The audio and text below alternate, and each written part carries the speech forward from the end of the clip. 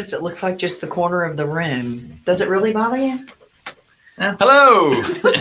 We're over here carrying on our own little conversations. So, what if you had a note that you wanted to sell? Do you know how much to sell it for? Do you know how much it's worth to you or somebody else, right? Whatever they'll pay for it. That and more on our Ask an Ugly Question segment coming up next.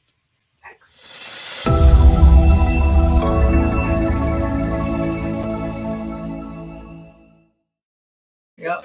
See, I told you. Yes, we're always trying to be perfect here at Carolina Capital Management. And yes, thank you for coming to our active income passive wealth That's show. easy for you to say.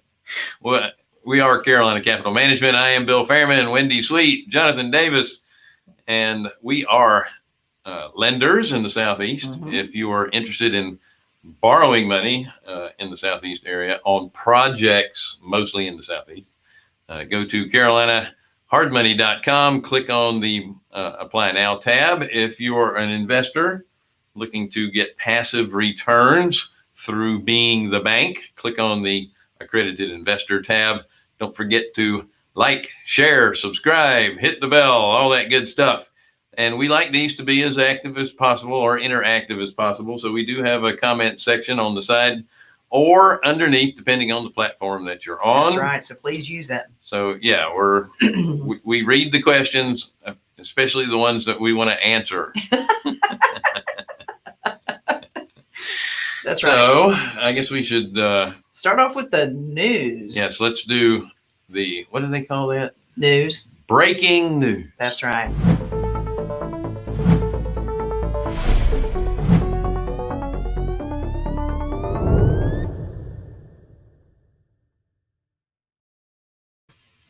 Okay. This just in. I don't know how breaking it is. I really, frankly, I never got to hear any of the unemployment numbers.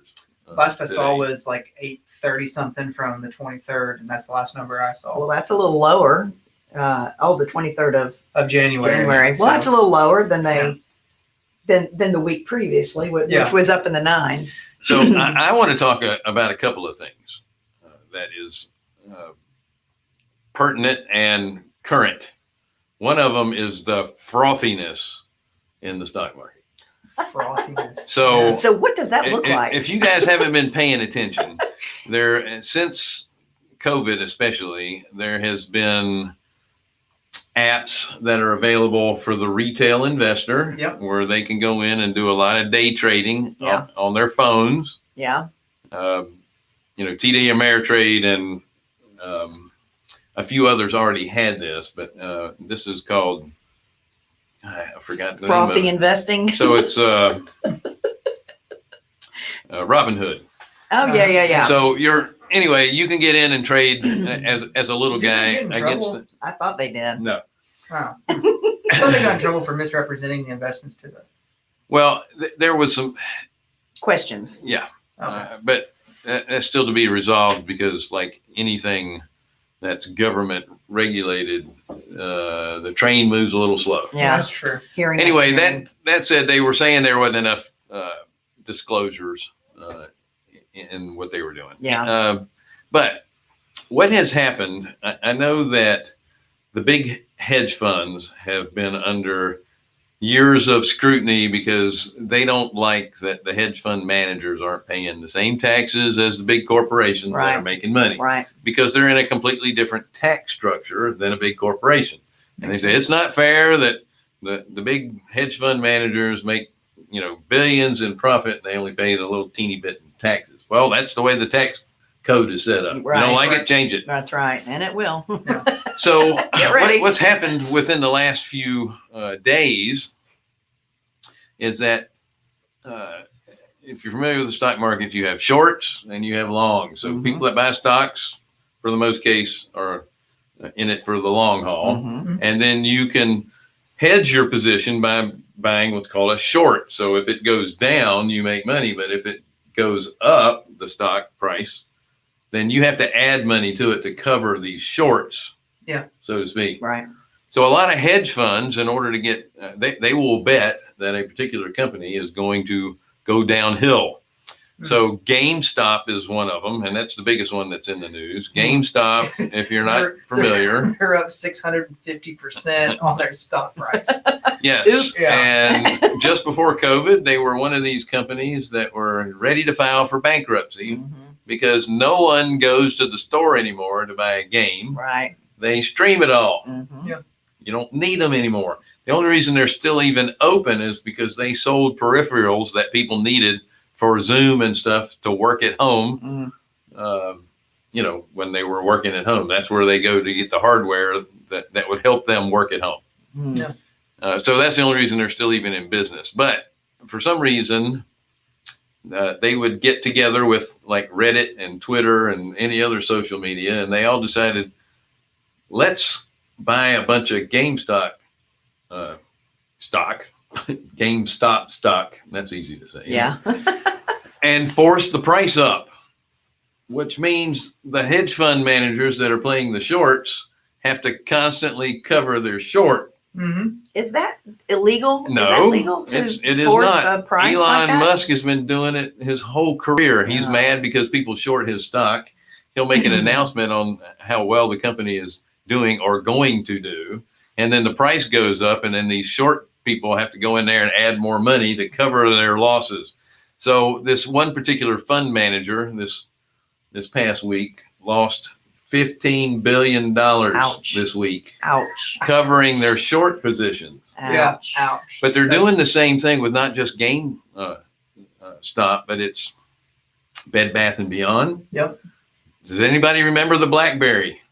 Oh, yeah. Their stock is going through the roof. Have you seen a BlackBerry lately? It's insane what's going on in the stock market. In it. BlackBerry doesn't even sell Yeah. hardware anymore. Are they still around? That's Yes, they have patents on a lot of the technologies, and that's the business that they're in now.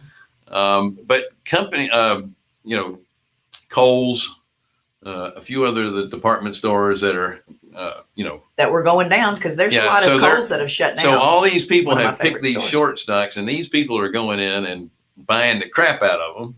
Yeah. And so the little guy is now the winner versus the big guy. And if you'll notice, all your big technology stocks, the stock market itself is actually starting to go down.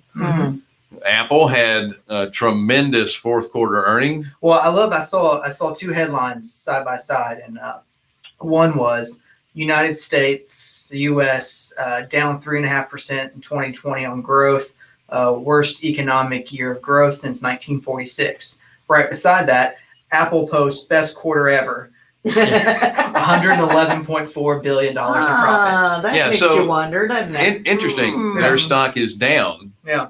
And they had the best quarter ever. They blew expectations out of the water. Wow. And they also gave guidance, so future guidance, that was greater than they thought. But their stock is down. Why would you think that? Their stock is down? Yeah. Why? Tell me. Because the hedge fund, where do they think the hedge fund managers are getting the money to cover their shorts? They have to sell the stocks that are producing in order to cover this crap that they have over here. Oh, that makes sense. So they're selling off. So what does that do? That helps somebody who has, and you might think that the stock market is overpriced, and I believe it is. I 100% So agree this kind of with helps bring the stock market back down. So those people can now sell their shares in GameStop that is artificially really high, and then go buy some Apple stock with it because now the price is down. Yeah. That's Either a way, game I can't play. I'll tell you what. the point of all this rambling is, real estate is so much easier. do you really want to play that kind of a game? Again, you could easily be completely wiped out in the stock market, but if you're investing in tangible, solid assets, the likelihood that you're ever going to lose principal is pretty minimal. It doesn't mean you won't. I mean, it could happen. Don't get me wrong, but the percentages are well in your favor if you have tangible assets you're investing in, not just paper. The promise to earn a profit down the road. That's really what you're investing secured in. with nothing but the promise to earn the promise. Yeah, that's it. to earn more money down the road. Now, Earlier in the week, again, they did loan applications, which were up pretty high. Mm-hmm. Uh, Still. you're seeing a few less refinances because you're thinking, well, I mean, rates are pretty low. Have we run through everybody that can refinance? Well, just about, and I'm talking to mortgage brokers, and from what I'm hearing is that they're finally able to take a breath. It hasn't stopped by any means, and it hasn't really dropped, but it's it's slowed down to a more manageable situation for them.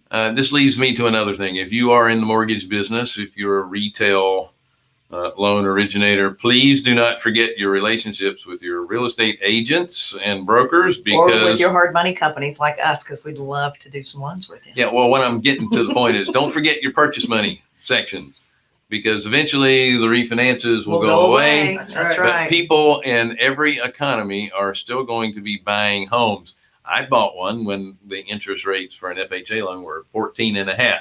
So people are still buying homes. Oh yeah. Okay. Just don't forget your realtor. That's a relationship you need to have, and you need to service them first. Your refinances are the bread. It's the gravy. It's the gravy So- now, and it will depart.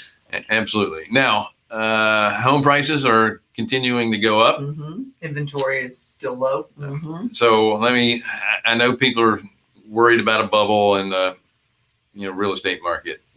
So nationally, prices are going up, but again, real estate is always local. If you look in certain areas like New York City, prices are going down. So you have to look at the migration charts, right? Yeah. Where people are leaving, prices are going down. Where people are going, prices are going up. That's right. There's a couple of factors in why the appreciation keeps going up so high, and I think it's for the month of and they have to look backwards. So for the month of December, Mm-hmm.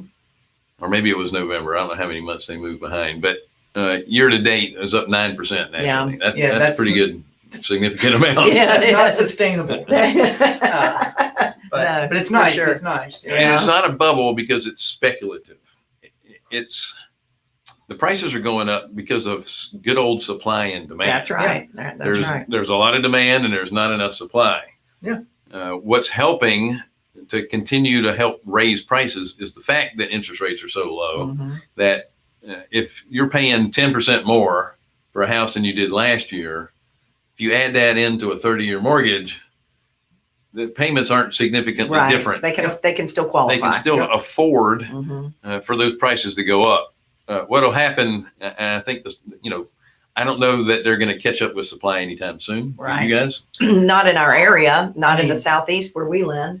I mean, to catch up with supply. I mean, we're years out. Yeah, I mean, that's what I'm seeing. that's right. So the only thing that's going to change that is going to be interest rates going up, Uh-huh. make it less affordable. Yep. And, obviously prices will continue to go up, but when interest rates start to go up, Mhm. then you're going to see, I don't want to say a decline in prices, but a decline in the rate of appreciation. Yeah, Yeah. and it might sit on the market a little bit longer Yeah. than the couple of days The 1 or 2 days that we're seeing right that now. it's happening now. But Mhm. Now, one thing that could affect supply is, when they finally finish with these moratoriums on foreclosures, where it's still kind of a speculative nature on how the big mortgage holders, servicers, are going to handle it. Are Well, they going to foreclose, or are yeah. they going to sell the note? and that's the thing too that we even talked about in our leadership meeting this morning that we had is what is going to happen here, because we're being told that money is going to be released to tenants and people who aren't able to pay their mortgages, when in reality it should go to the landlord Or the or mortgage. the mortgage lender. Yeah, Because what we were saying, like, you have money going to the tenants to help with relief, but then you also couple that with a moratorium on evictions. Well, what's the incentive for the tenant to pay. to pay Right. when they know they can't be evicted? Right. Like- There is no incentive. Thanks for the, $6,000 you just sent me. I'm just going to move next door.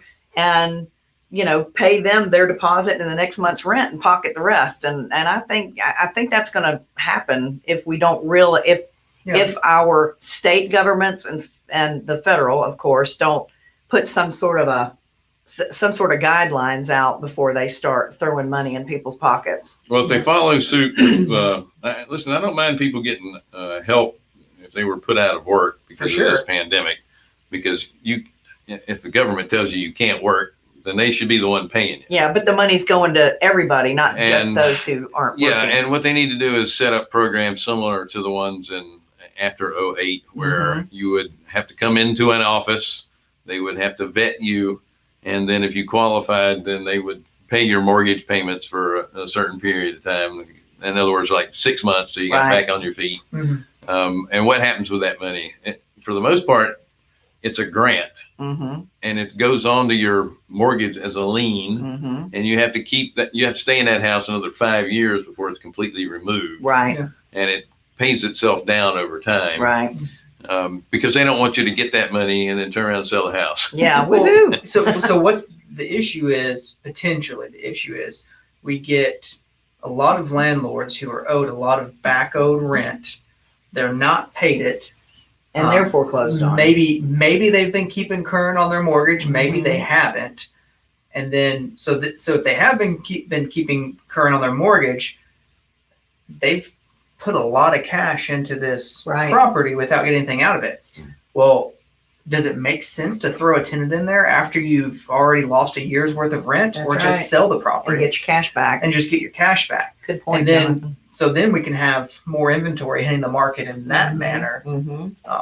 So that might be, I know that's like a positive negative kind of thing. It's it sucks for the landlord, but it helps with the inventory supply. That's right. That if you're an investor that has kept your powder dry, so to speak, now would be a good time to start marketing to the disgruntled landlords. Oh yeah, so absolutely. Start sending out those mailers to, smaller mom and pop homeowners and smaller multifamily properties. Yeah, but understand you're inheriting someone who may or may not have paid and has no intention of leaving. Once again, you have dry powder, and you're going to be in a position to pick up properties at a discounted price, but you just got to make sure that, you still have to honor the leases, and at the same time, you have to honor the moratorium. But if you have, plenty of capital that you can afford to buy these properties and not get an income from them for a little while, it's a good time to start doing marketing and get ahead of the game. On the multifamily side, if you can do that with a property that needs very little upfitting, very little rehab, basically you're playing a forced appreciation game where you can weather the storm of 3 to 6 or 12 months of low or no income stream, but then you can get that income stream and replace it and actually raise rents. Because where do we think rents are going to lower? Probably not. Right. And then you can get those There's rents still a housing and now even Section 8 is paying more. You bought a house at a a multifamily at a discount, and now you've just doubled the value with the forced appreciation on the rents that you're collecting. That's right. It's a good strategy if you can find the property, if you can find the mom and pops. So we only have like 6 minutes. Okay, to answer the other question. I want to was say this really quick. We're doing a webinar and participating in the Cash Flow Expo. I think it's the first week in February. I'm not sure. There it is. Nope. Okay. 18th through the 20th. Yeah. There it is. And there's a link if you want to click on and register for it.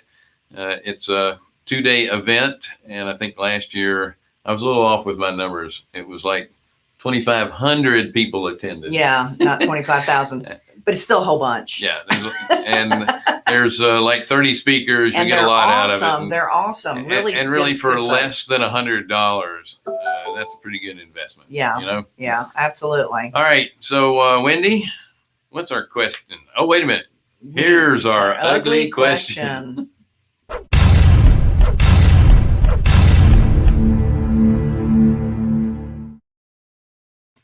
Sorry, I forget we have these fancy graphics. That's right. That's right. So it says this came actually to us on a Facebook from Barb Eklund. Oh, it's already here. How wonderful is it?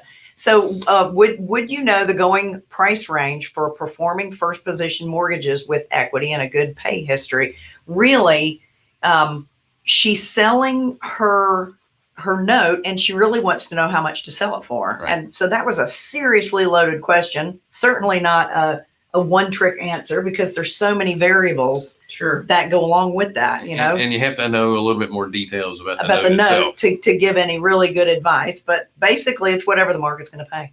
I mean, what's the interest rate? I mean, if you're on a amortizing 5% interest rate, probably gonna have to sell it at a discount for someone to get the expected returns that they want, especially if it's several years old. Yeah, Because which is another good point. Yeah. How long? Yeah. How old is it, and how long Yeah. have they been paying? is it amortizing? Is it interest only? What is that? Is it a balloon? What is it? What's the asset type? Is it a single family home? Is it multifamily? Is it land? And where? Yeah, and where is it in Where's New it York? located? Yeah, Like, get whatever you can. yeah. But I will say, in our market, typically selling an interest-only loan that is performing or newly originated, it's par or Mhm. par plus. Mhm. So I've seen them trading up to depending on the interest rate, up to 102, 103%. And for those of you who don't know what the hell we're talking about, Yeah, that means you're getting par is not a golf term here. that means you're getting whatever the note is worth plus 2% above that so 2% of the loan amount would be your bonus. That's so what to it's. speak. That's what it's so worth. so basically, if you don't, not dumb it down, but simplify it. If you have a 12% rate note, it's a year long, and you pay 102% for it, you're making 10% on that loan. That's Right. what you're making. You paid a 2% premium to make sure that you got a loan that can now pay you 10%. Is what it boils down Right, to. right. And if it's a fully amortizing loan, and let's say you're charging a 7% interest rate, and the person that wants to buy it from you wants a 9% yield, depending on the loan amount. How do you fix that? Mhm. Well, you charge them less money than the note is worth, Yeah. and then you raise their yield because the payment's still the same. That doesn't change, Right, but what I'm paying for it is less money. right. And if anyone wants to know how to calculate that, please feel free to reach out to us. I can share that with you, because basically what you want to calculate is your cash on cash return, and you want what you pay for it will determine your cash on cash return, which will determine what your interest rate is or what your yield is. So Awesome. Yeah, and I tell you what, Eddie Speed does some great classes on that kind of stuff. And mhm. if you Yeah, for real. if you do some of his education, he provides you with all the amortization Calculators schedules, and stuff. Yeah, the calculators, and he'll teach you to be able to just figure out numbers right away to see what works that's right. and how to do it. So That's right. he's a great resource. Well, another option too is, are you really interested in selling the whole note? Do you want to sell a portion of the note, the front part, the back part, the middle part, partial payments? Mhm. Do you want a portion of the payments to come to you along with the portion of the payments that you're going to sell? So there's so many different ways to skin that cat. And just buyers beware. If it's an amortizing loan and it's several years into the loan, even though the loan is $100,000, someone says, "Hey, just pay me par for the $100,000."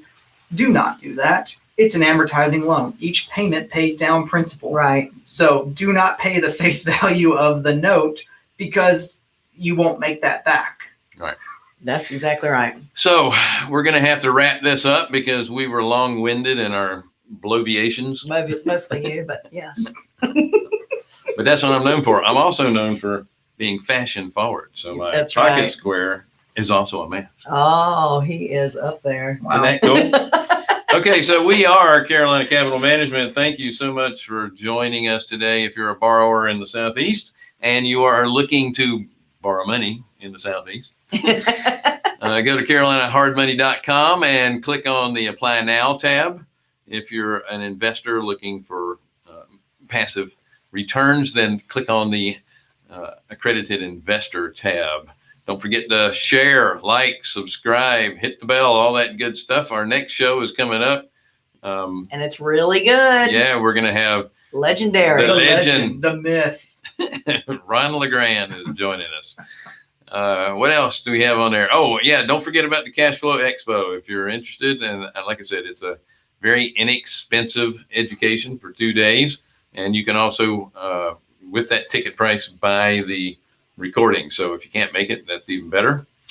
I actually have an for you. Airbnb seminar coming up too, and I don't have the number for it, so we'll put it on the next show. We'll do it next time. Anyway, it was a pleasure. We'll see you on the next show. Thanks, Barb.